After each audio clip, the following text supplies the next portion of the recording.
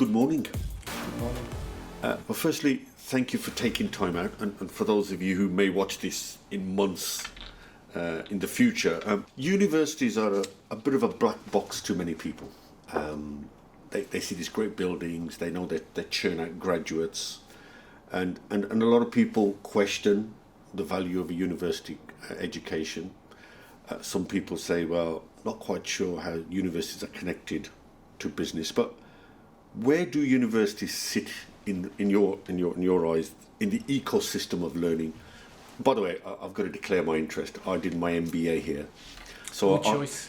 So I'm a fan of Aston University. I am a fan of undergraduate and postgraduate. I think there's so much you can learn, but there are people who challenge the notion of university. So explain, where do universities sit in the ecosystem of learning then, Alex? Over to you. Obviously, I have a lifelong love affair with university sector, and I might come across a little bit biased, but I like to base my opinions, my views on evidence, on research, on facts, and I've done a fair bit of work in this area. If you look at some of the most successful innovation ecosystems around the world, you will find that universities were the catalyst of progress and development in all of those successful innovation ecosystems. There is something special about universities. In some sense, they also resemble the society in which they exist because of the diversity of students, the staff, the partnering, collaboration. So they're almost like the microcosm of the society they exist in. But having said that, they also bring something new, something special, that secret sauce to the society, because they drive new ideas. They're a catalyst of change. They tend to also challenge the usual, the business as usual, and the norms. And this is why they are a catalyst of change and progress, especially when they work in synchrony and in partnership with business, industry, and community, which I will talk more about during our interview. So I also wonder often, that name university, where that comes from. And I personally like to relate that to universality of ideas, of cultures, of beliefs, of relationships, of things that drive positive impact. And everything starts with the universality of ideas. Universities, if you look at the most successful cities and the most successful, and I'm going to use the word places, there's always quite a key university in place. So how important is a university to a place in terms of, I know I looked at some figures, £200 million turnover, you employ in excess of 2,000 people. There are 16,000 students that go through these doors, undergraduate, postgraduate. It's an important institution, isn't it, for the place. How important is a university for place? I think that's a wonderful question. You will find that there's an increased, I think, realization that place-based innovation and place-based impact are important drivers of economic growth and prosperity in a society. And if we look at from that point of view, as you've put it, universities that are related to a particular place and with their space, they are positioned strategically to drive change in that place. So if we look at, and I've had experience in previous universities in Australia, in Melbourne, outside of Australia. I've set up office, in West Coast US and Silicon Valley. I've partnered and had a base in Germany as well through my work. If I look at all of those places of innovation and prosperity, the university was the main catalyst, together with other stakeholders, in driving that innovation and prosperity in that place, in creating benefits for the local society, in transforming lives by transforming access and skills. So, as you put it, universities are critical drivers of place-based innovation and place-based prosperity. And that place where they are embedded also in turn shapes the universities in terms of the type of organizations they are, the culture they have, and about their commitment to the local environment. We were chatting earlier. You mentioned you'd spent some time, again, we're sticking with place for the moment, in Silicon Valley. And of course, the outside perception is, tech did it themselves. But actually, when we look at the Silicon Valley, there are a lot of stakeholders in place who help to get it to where it is. Is that an example? You spoke about California being one of the 5 top economies in the world. So how important were universities in almost formulating or bringing the tech sector to where it is? That's something that I've been passionate about. I focused most of my career trying to understand and in some way trying to emulate and transfer and improve in my settings where I led particular institutions and particular strategies. And West Coast US is one of them. I've also in-depth reviewed some of the similar ecosystems in Europe as well as in Asia as well, India as well as China. What you will find when you really go deep forensically to understand how those most successful innovation ecosystems have emerged, you will find that a number of important ingredients came to play and are integrated. One of them obviously is this strong educational system, especially around science, technology, enterprise, innovation. Without that, you don't have the platform, because that provides skills, provides talent. It is an attraction point for international talent, both in terms of students, in terms of staff. Then you look at the community, the society, the lifestyle, the way of living, the financial system, the access to VC funding, the access to support and maturity in terms of intellectual property, commercialization, translation. So all of those moving parts need to be in synchrony, need to be brought together to create that secret sauce, to create a platform for a successful innovation ecosystem. And you've pointed quite rightly, Ninder, that technology innovation in this day and age is one of the key drivers of economic growth, because it is one of those high value add activities, endeavors. We live in a technology-rich world. Advances in technology are measured in weeks these days, rather than years and decades, as in the past. They are a catalyst for change and prosperity in almost every sector in economy and society. One of the successes in the States is the amount of spin-outs they have. Would you say that's where the UK hasn't been as prolific as maybe other countries that we haven't? So we get all this IP, we get all these fantastic ideas in the most fantastic universities in the UK, but translating that commercially, partnering up. I know Oxford do quite well, but do you think we should be doing more with spin-outs? And for those who don't know, spin-out is where an idea is generated within a university campus or a university setting, and then they exploit it commercially, and that's a successful spin-out. Do you think the UK is not quite? I think UK is probably not alone. I mean, that has been a problem in Australia for many years, and it's being systemically now addressed. While there are good examples around the world, we mentioned US, and it's not just anymore West Coast US, it's also the area around Boston with the Boston Health and MedTech Hub, but also Toronto area is evolving. I know that in Switzerland and Germany there are hubs and universities that are making significant inroads in this area. However, there are also many university ecosystems like the UK one that need to evolve and get better at this. Clearly, the first step is driving spin-outs and driving that translation of great research out of universities into the commercial world. However, it's not enough. And this is where I think UK education system is yet to achieve progress, whereby instead of measuring the number of startups, we need to measure the number of scale-ups and the number of exits.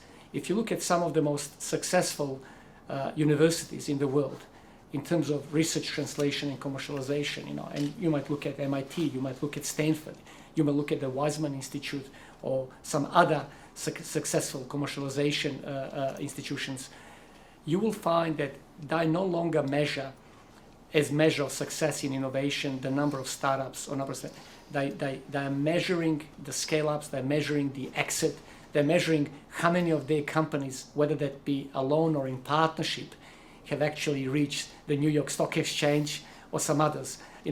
This is the measure of success. So therefore, when I work with my colleagues in the innovation ecosystems around the world, you will find that most of them will agree that no longer, is startup a difficult thing. We say startup is easy, scale up is hard. Yeah. So that capitalization, monetization of innovation is the challenge that we yet need to address in UK, but also in Australia, where I came from as well. But how can universities work with companies other than that? So these are small micros or small SMEs? Because I always get the impression, and I'm not talking about Aston, I'm just generally, there seems to be a disconnect between SMEs, so not your tech stuff, but SMEs, manufacturing and retail. There doesn't seem to be that joint up, generally university between SMEs. How can we improve that? How can we get better outcomes?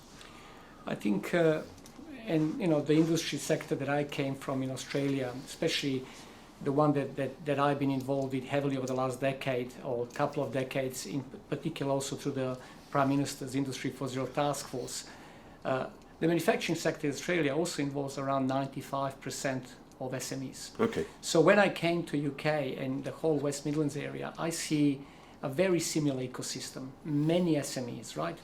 Many of them successful, some of them struggling, some of them will struggle in the future, because if you don't scale up, you will struggle. If you don't access global value chains, international markets, you will struggle, whatever the domain of their endeavor is. What I've spent a fair bit of my career, especially the last decade, doing as an institutional leader, university leader, and working with government, working with business, I call this the triple helix approach: university, government, business. The triple helix approach is really something I've evolved to believe strongly, and something I've been embedding in the respective strategies wherever I led, is that basically you need to work in particular ways to cluster, to bring together SMEs around common areas of interest or common areas of needs. Because if you're trying to address each and every individual SME requirement or ask, it is very difficult and it's not strategic. And I usually say life is too short to achieve an impact in that way.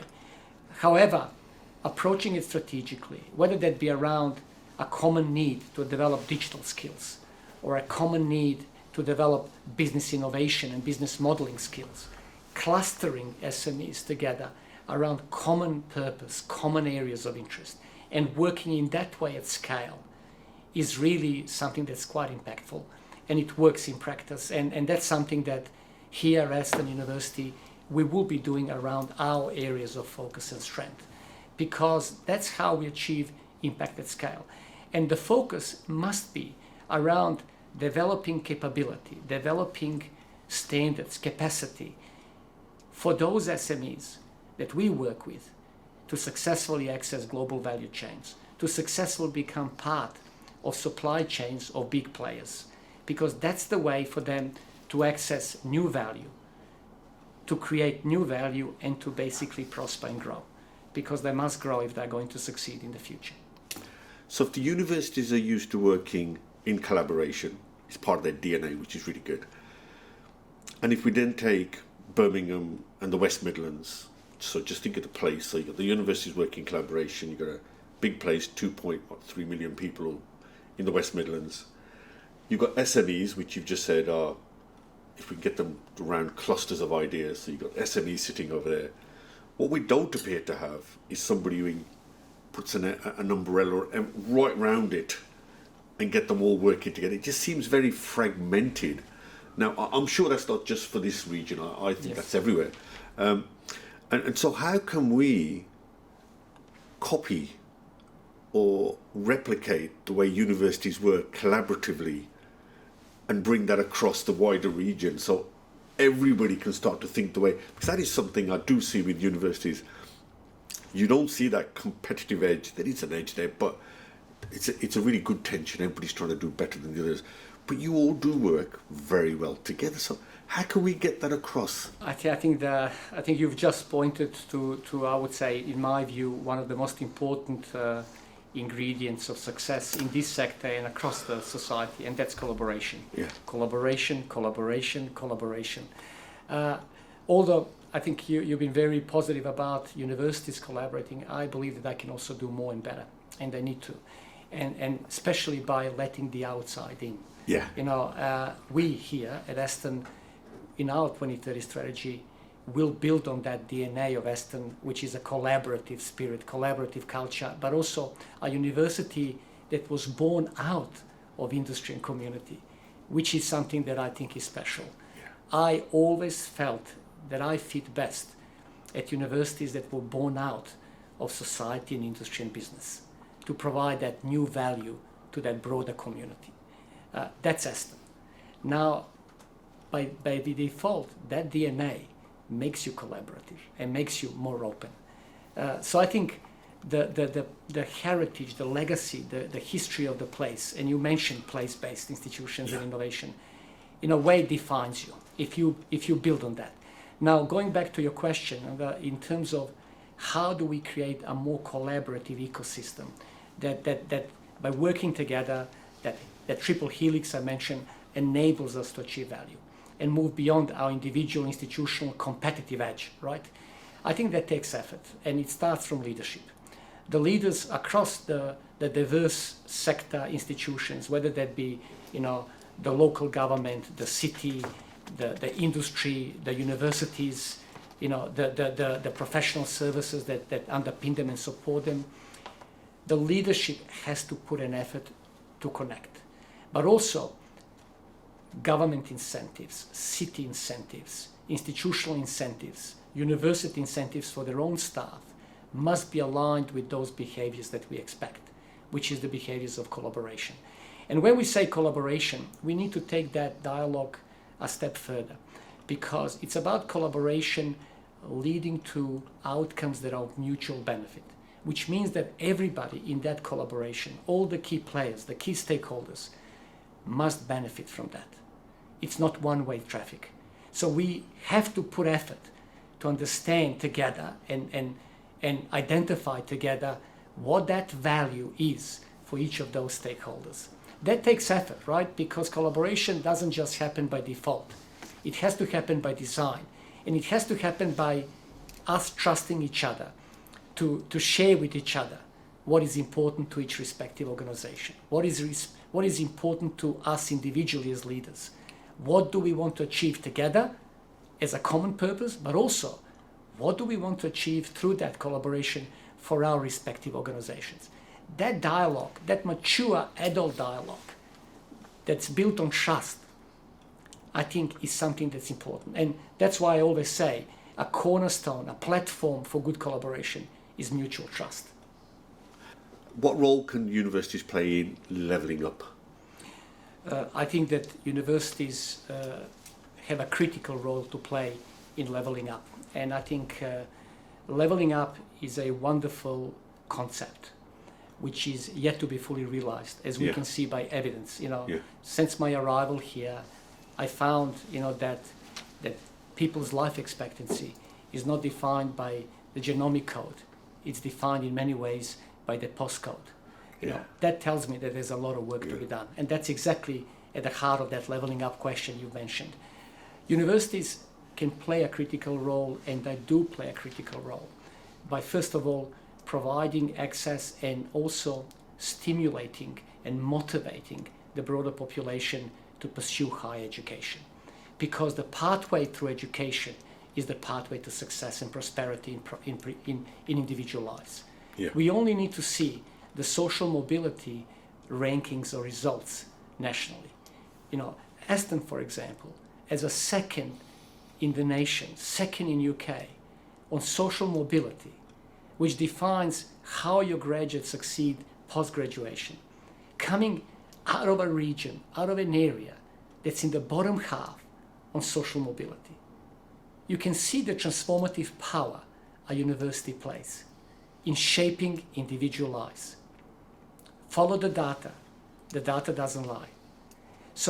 And that's about providing access, transforming lives through education, supporting students to achieve success post-graduation, through employment, through enterprise building, through their own startups and enterprise and innovation, and connecting them to your industry partners and business partners in that journey, providing advice, keeping them connected to your university through life, and we call it Aston for Life, working with industry and business to support their innovation efforts so that I can create better products, better services. They are all avenues which we pursue to enable leveling up. However, universities can't do this alone, nor have universities been set up or funded to take that heavy responsibility for leveling up alone. You need to incentivize and support that effort. You need to provide financial as well as a regulatory and policy environment that actually supports that and makes it easy. That also makes it easy for business and industry to connect. That makes it easy for schools and community organizations to connect on programs of common interest, on programs of common purpose that achieve leveling up. This is the part that is not yet fully developed because universities are here. Universities are doing their bit. We need to now support that to scale up. I mean, to say the least, puzzling in terms of some of the headlines and some of the comments that I've read in the paper since arriving here about international students. I come from a country in Australia, from an education system, from an industrial and economical system where international students and international university business was celebrated.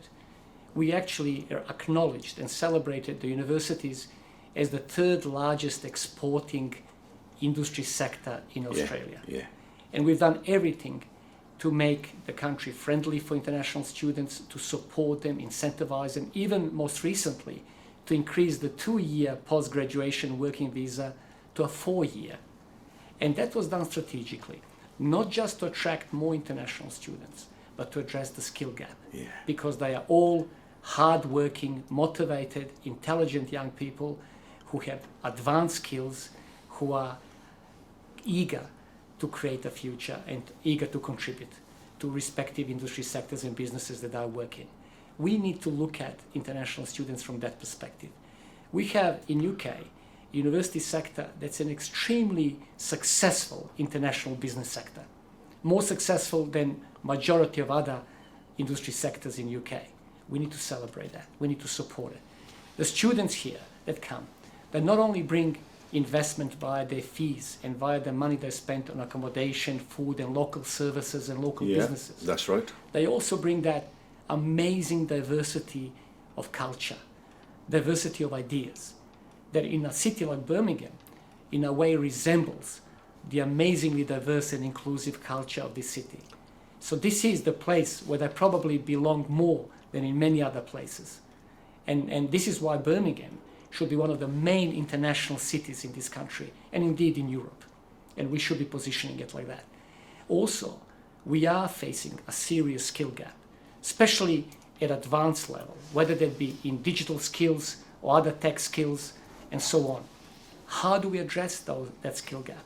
It has to be addressed through a portfolio approach. And a key element of that portfolio approach is really bringing international students, keeping them here longer, motivating them, and supporting them to contribute to our local economy. And I think if we look at it in a positive, constructive manner like this, I think we will then potentially overcome the desire to create short-term political gains while creating long-term damage to our economy. I think we need to reverse that. Now let's look at you as a leader. This, I think I mentioned earlier, 2,000 staff, £200 million turnover, so it's not small, 16,000 students. It's a big leadership role. What took you into academia? I'm just surprised because I'm just looking at born in Serbia, went to Australia.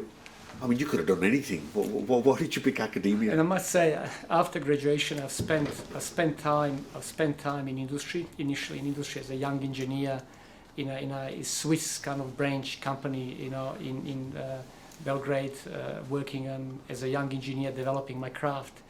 And then it's the curiosity, I think, my curiosity and desire to pursue ideas and to pursue partnerships and to pursue challenge-based, mission-based kind of research career, I think took me to universities. And in turn, that took me to a global ecosystem where I've did research and spent some time in UK, in Sheffield. I've spent some time, did research in Germany and worked with Technical University of Munich and some others, and obviously landed ultimately also in Australia. The university career, the academic career, especially also the research career that initially took me there, has in a way opened the world to me, where you start seeing yourself and your career as a global citizen. That actually, when you see that it's a borderless career and that impact you potentially can create has global impact.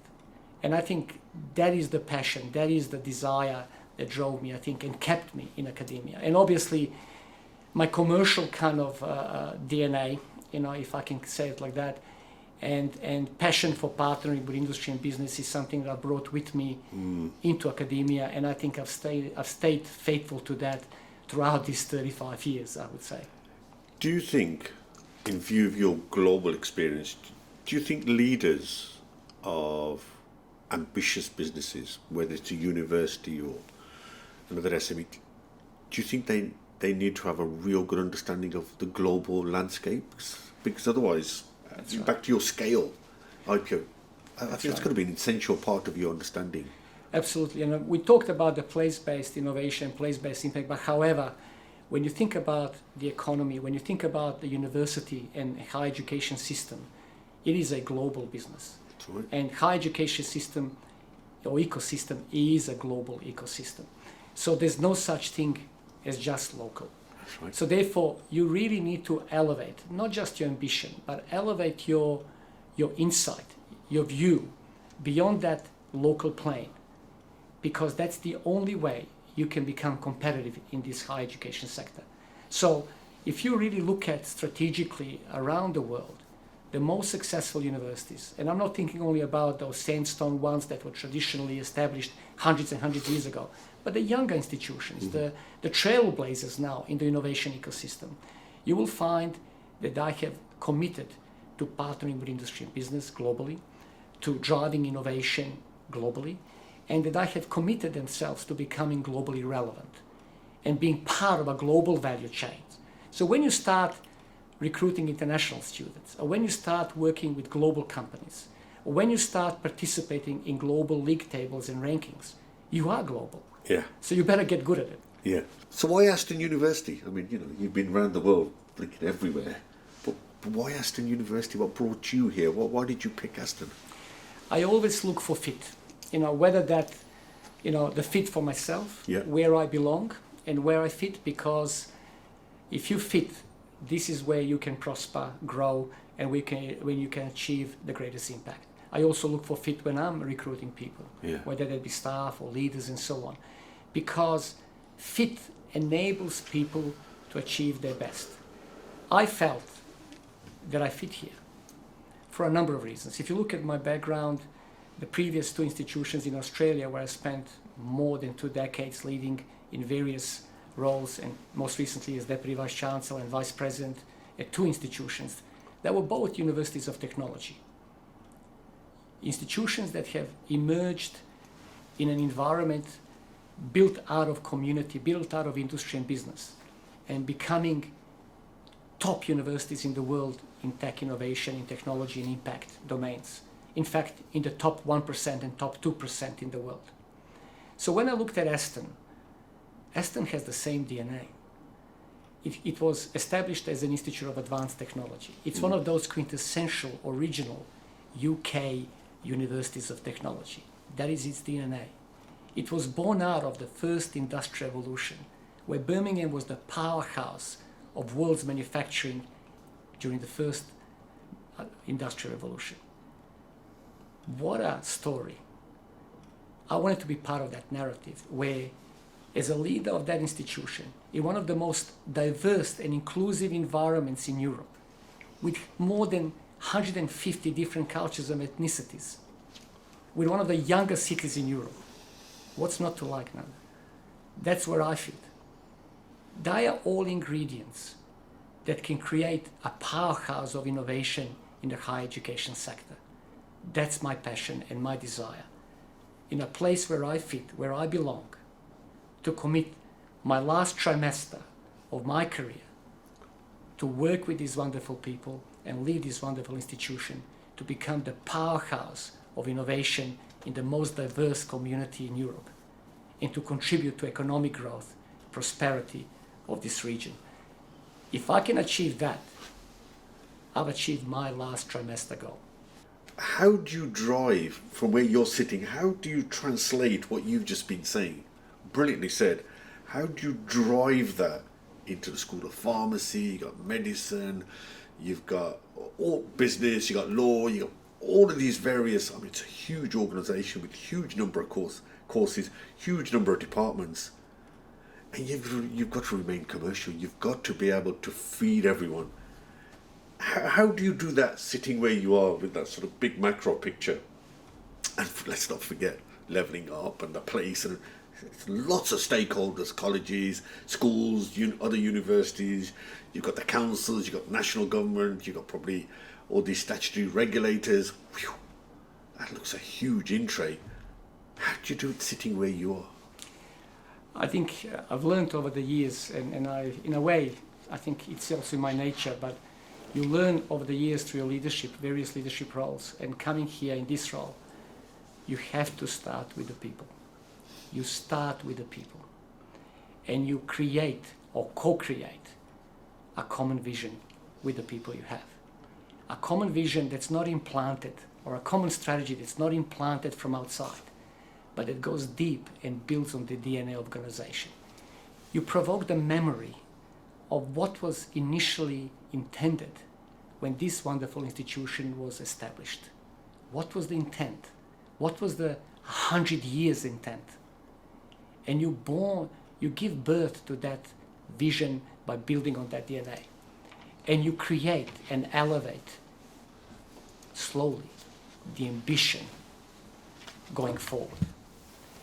When you start with people and you create that vision and you start sharing a common ambition to do better, to be better, you're halfway there. And then you let the outside in. Because you have to let the outside in. Your industry, your business, your students, your community, to share that vision and be part of that journey. Because you cannot do it alone. You cannot do it alone from the point of view of resources. You cannot do it alone from the point of view of capability and capacity. And you also cannot do it alone from the point of view of impact, because universities don't create impact on their own. Universities work with your partners, with industry, business, community, so that they can create impact. So it means that then the last ingredient, we get back to the first point, is collaborate, collaborate, collaborate, internally and externally.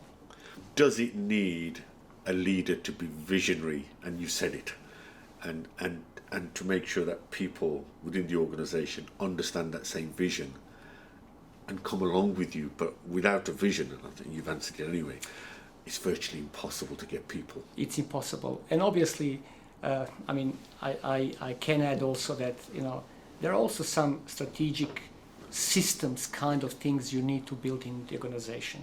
Because in order to realize the vision, but also in order to be able to continually adapt and respond to changes and requirements in the external environment, apart from letting the outside in, you also have to, in a systemic, in a structured way, transform the organization so that it becomes a learning organization. So that we don't see change as change. We see change as learning. So the learning organization doesn't anymore see change as a disruptive thing. It sees change as an opportunity to learn. So we get back to your first question, and university is a learning organization. Learning has to apply to us as well, where we are ourselves a learning organization. So just a couple of quick questions. We've talked about technology. Is blended learning and the new generation who learn in a different way, is learning, because of COVID, we all had to adapt. Do you think that's changed forever now? Do you think the traditional route of learning, which is to stack them up high in a lecture theatre, is that now gone? Are we now looking at a totally different way of teaching and of learning. Absolutely, and I have, I think, said this a few times over the last few years, that one of the positives that came out of COVID was that urgency to transform how we teach and learn. Because the commercial sector, the private sector, has undergone digital transformation, much before the COVID pandemic. The university sector was lagging behind. What we had to do out of necessity during COVID was, in a very urgent, very speedy way, transform how we deliver, because there was no other way to deliver education. Now, moving post-pandemic, we need to bring that to the next level. Not go back to pre-pandemic, but build on the learnings during COVID, because that's what the generation expects of us. They want access anytime, anywhere. They want flexibility. We should not use campus for just information dissemination. You can access information online from some of the best sources in the world, not just from ourselves.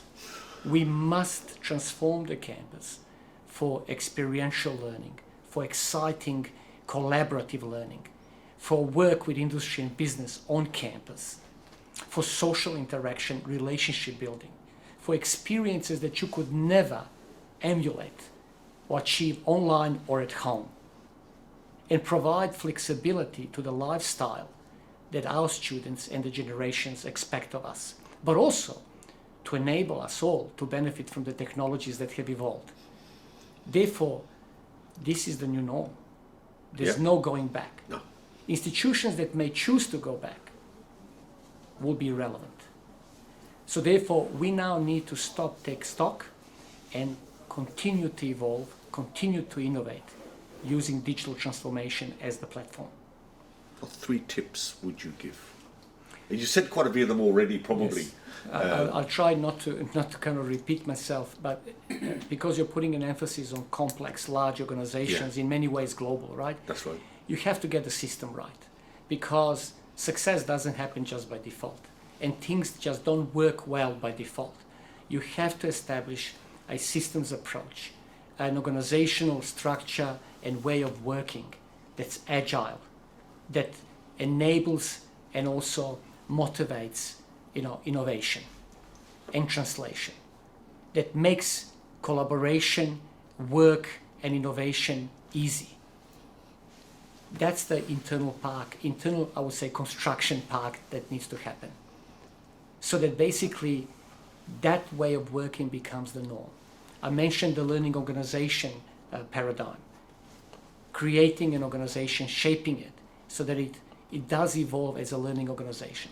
Because how do you tackle ambiguity? How do you tackle complexity? How do you tackle disruption? How do we respond to the next black swan event, like the COVID pandemic event? If we are not agile, innovative, adaptive, if we are not a learning organization, we will face the same downturn, the same disruption with the next black swan event, or the next dramatic change in the economic or regulatory framework, as we have in the past. So that is critical. Second, get your culture right. Because, and it's not just a slogan, culture eats strategy for breakfast. Get your culture right. And that's all about people, and all about how we relate, how we collaborate, how we put values at the heart of our strategy. That's what I would say. What will success look like for you? How will you know you've done a good job? But what will success look like for you as you walk out those doors? Tough question. So pay it forward. When I walk away, I would like to be able to say and see in practice that Aston University has become a globally significant university that's recognized widely for the tremendous positive impact it creates and is creating to industry, business, and communities it serves, especially through science, technology, and innovation. We've time is up. But I'm just going to pick up on some of the things, almost like a summary. It's a bit of a masterclass, actually. So we spoke about the ecosystem of learning. We talked about how universities improve outcomes. I think you gave a great case for leading innovation, thinking outside the box, and the universities play a pivotal role in that. I think sectors outside of education can a lot of learn about collaboration. We spoke about how universities collaborate really well. We've spoken about the role of universities in place and what it brings. We've spoken about letting people in, which was great, and almost you could extend it to overseas students, but letting people in. We've spoken about, if the universities get it right and they work with business well, then productivity will go up. But innovation's key because you've got to keep improving. We've spoke about a lot of words, the skills gap.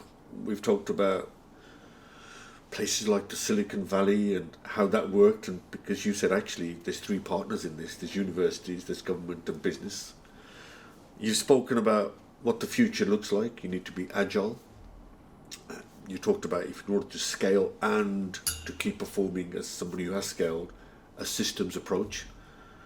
Equally, you may be systematic, but you need to be agile. And of course, the big one always for any business is how do you motivate innovation, and that's the role of a leader. You're right. We may be sitting in an organisation that teaches, but actually every organisation should be open to learning. So you've spoken about a learning organisation. Culture, so important. When asked you, this many people employed here, this many graduates, how do you, take them on side and become commercial? You talked about vision. We've spoken about the supply chain, how education sits in there. International markets. I love the idea of cluster of ideas, getting people to cluster so that universities can work together. We've talked about fragmentation, that's what's holding it back. But if we can get that done. We've talked about scale-up, startups. We've talked about spin-outs. And of course, we ended up with post-COVID. And of course, you talked about disruption, being adaptive, and above all, continue to learn every day. It's been fantastic. It's been a riveting podcast. Thank you very much, Aleks. Thank you for the opportunity. My pleasure. Thank you.